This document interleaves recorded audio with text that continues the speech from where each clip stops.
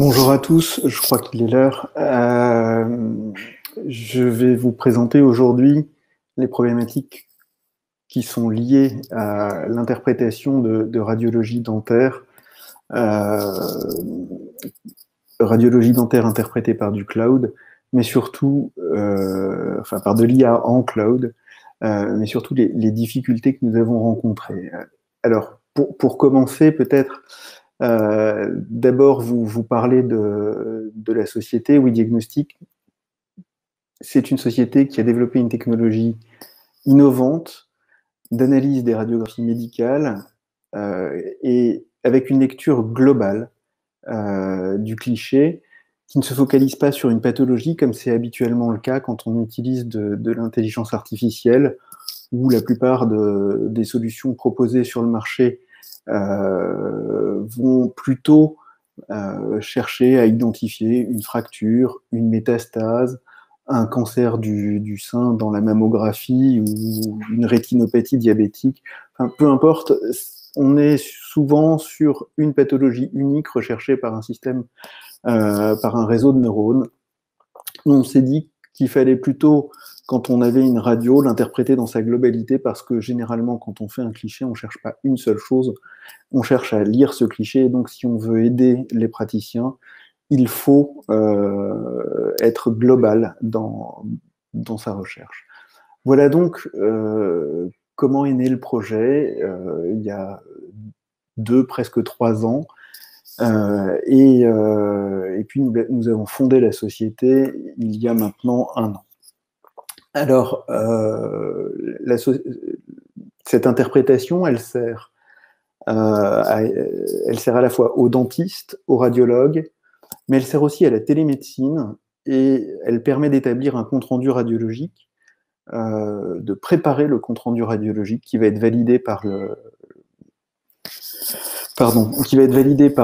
praticien. Et puis, pour les dentistes, une fois qu'on a les diagnostics, qu'on a l'état de la bouche du patient, c'est-à-dire l'état de ses traitements antérieurs, eh bien, on peut préparer les plans de traitement, faire des propositions de traitement, et de là découlent les devis, ce qui est généralement intéressant pour le gain de temps dans le cabinet pour les praticiens. Si on sait faire ça, l'autre acteur qui est intéressé par ce savoir-faire, ce sont les assureurs en santé. Et les assureurs sont d'autant plus intéressés que c'est un système qui permet de détecter la fraude individuelle.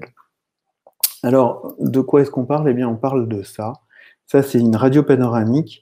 Et c'est l'un des clichés les plus fréquents réalisés pour se faire une idée de l'état bucco-dentaire d'un patient quand un praticien recherche une anomalie ou quand il voit un patient pour la première fois.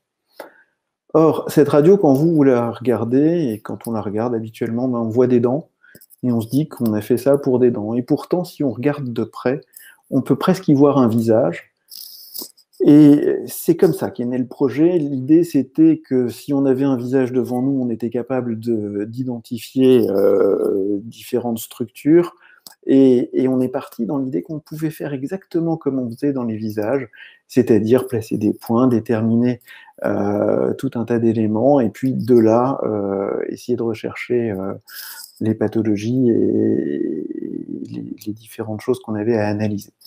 En réalité, ça ne s'est pas du tout passé comme ça. Il a fallu utiliser des réseaux beaucoup plus lourds, beaucoup plus costauds, un petit peu customisés pour arriver à une interprétation satisfaisante. Mais au-delà de ça, je vous ai parlé d'identité, je vous ai parlé de pathologie. C'est sans doute le plus gros défi quand on va vers les gens qui ne connaissent pas l'IA, c'est de leur parler d'IA, de faire en sorte qu'ils aient confiance. Et quand on parle d'intelligence artificielle, il faut rassurer les patients sur l'efficience de ce qu'on fait, mais il faut aussi les rassurer sur la sécurité et la sécurisation de l'utilisation qu'on fait de leurs données personnelles, au même titre qu'il faut sécuriser les utilisateurs, c'est-à-dire les dentistes, les radiologues, ou les responsables des systèmes d'information des grosses structures, que ce soit les cliniques ou les hôpitaux. À partir du moment où on a parlé de sécurité, où on a parlé de data, il faut comprendre que la gestion de ces data va se faire en API parce que tout simplement, on n'a pas dans chaque cabinet la puissance de calcul nécessaire pour traiter ces données. Et l'interprétation de ces data fait qu'il faut que les praticiens acceptent que ces données sortent de leur cabinet en toute confiance. Il y a donc un véritable accompagnement au changement dans les pratiques qui doit être réalisé. Et pour que vous compreniez un petit peu tout le travail qu'il y a derrière, je vais vous montrer sur quelques exemples et très brièvement un petit peu ce qu'on fait. Même si ce n'est pas votre cœur de métier, je suis à peu près certain que ça vous parlera. La première chose quand on analyse une radio, c'est qu'il faut déterminer l'anatomie.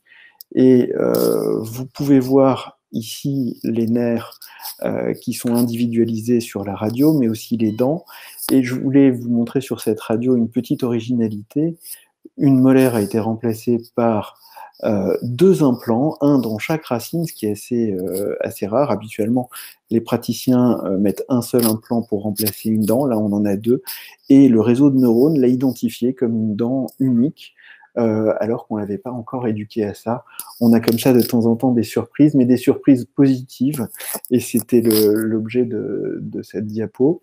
Il s'agit donc pour nous de repérer l'anatomie. Pourquoi ? Parce que une fois qu'on a l'anatomie, une fois qu'on a déterminé les zones d'intérêt, eh bien, on va pouvoir dire ce qu'il y a dessus. Et par exemple, on va pouvoir dire que on a un implant, une couronne, et tout ça peut être transcrit, comme vous le voyez sur l'image, de manière graphique, pour que le dossier informatique du patient dans le cabinet dentaire soit pré-rempli automatiquement avec juste une validation nécessaire à la fin. Mais le plus intéressant pour le praticien, c'est que on puisse l'aider à rechercher les différentes pathologies. Pourquoi ? Parce que vous l'avez vu, entre le nombre de traitements, le nombre de dents, le nombre d'éléments finalement à isoler sur une radio, on a parfois plus d'une centaine d'informations à déterminer, et rater un diagnostic, surtout lorsqu'il est petit, lorsqu'il est contralatéral à une zone d'analyse, eh bien c'est quelque chose de facile, c'est quelque chose de fréquent. Et notre objectif, ça a été d'essayer de déterminer toutes ces petites choses. Et vous avez ici, par exemple, une carie qui fait moins d'1 millimètre, qui est sous une couronne dentaire et donc quasiment invisible, tandis que de l'autre côté, vous avez une carie qui a creusé la dent sans que ça ne se voit par l'extérieur.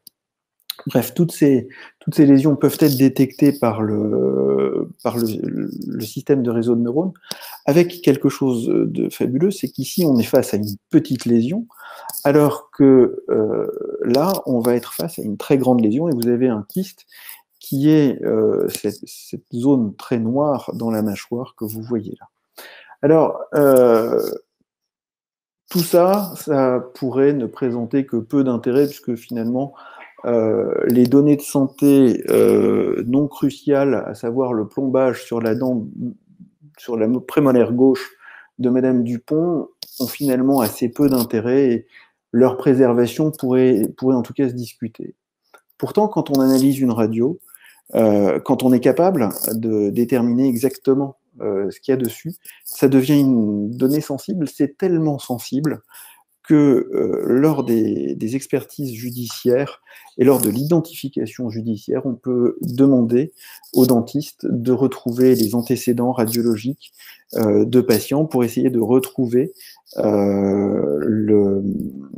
une cartographie dentaire plus ou moins poussée de la dentition du patient. C'est donc un élément essentiel à protéger, alors qu'on aurait pu penser qu'on était beaucoup plus tranquille en général. Alors bien sûr, pour nous, pour pouvoir distribuer ce service, on avait des exigences simples qui ne sont pas les nôtres, qui sont celles des exigences de la certification dispositif médical de classe 2, pardon, en marquage CE, ou alors le FDA 510K. Il faut bien sûr sécuriser les données et répondre aux exigences du RGPD. Et finalement, c'est un peu pour ça qu'on a choisi 3D Outscale, qui, on l'aura suffisamment dit, je pense, aujourd'hui pour que tout le monde l'entende, est européen, bien sûr, français, dont les data centers sont en Europe, qui possède toutes les certifications nécessaires, mais qui présente aussi pour nous un intérêt, pour nous jeunes startups, un intérêt essentiel, c'est que ces technologies sont standardisées, éprouvées et interopérables. Et puis surtout, je voulais vous dire merci à tous, mais surtout merci à toute l'équipe de 3DS qui a eu la gentillesse de nous accompagner, de nous aider, de nous donner de temps en temps des petits tuyaux, et puis de nous faire profiter de leur réseau et de leurs contacts. Voilà, je voulais vous remercier.